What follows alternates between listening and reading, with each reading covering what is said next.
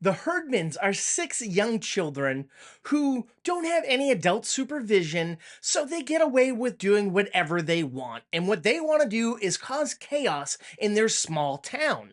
Now, everyone fears them. I'm talking children, I'm talking adults, even the elderly people fear these kids because they are menaces to their society. And every year in their small town, there's a Christmas pageant. And the Christmas pageant's fine. Everyone goes to it. They look forward to it every year, but it's kind of stale because this old woman directs it the same way every year and uses the same cast. Well, this year, it turns out she can't direct it. So a woman named Grace Bradley decides she's going to step in and change things up a bit.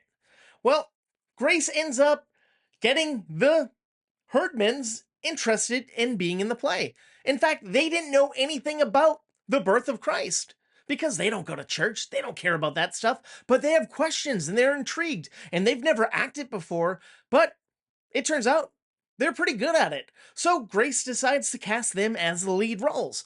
Everyone in town is furious, including her own family. Everyone thinks they should be fired and everyone should be in the play like they normally are. Well, Grace says, I don't think so. These kids have potential and they're not as bad as everyone thinks they are. So I'm keeping them in the play whether you come and see it or not.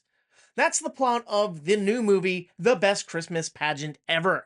This is based on a children's book from the 70s. I knew nothing about it. I went into it blind because it starred Judy Greer and Pete Holmes, and I like those guys, so I said, let's do this.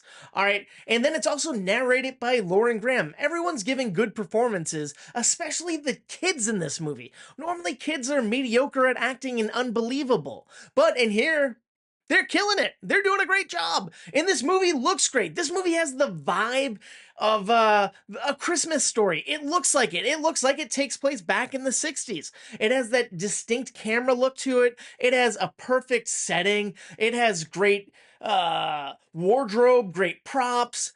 And overall, this movie's fun. It's chock full of heart and humor, and I laughed a lot. Now, one thing about this movie is it's overtly religious. Now, I'm not a religious person, so I was like, oh boy, yikes, once it started, and I realized this wasn't just a regular Christmas film. But it won me over. And I don't think you have to be religious to enjoy it either. So check out The Best Christmas Pageant Ever, and do yourself one more favor and check out my movie review podcast. It's called Movie Toast, News and Reviews, and we're available wherever you get your podcasts.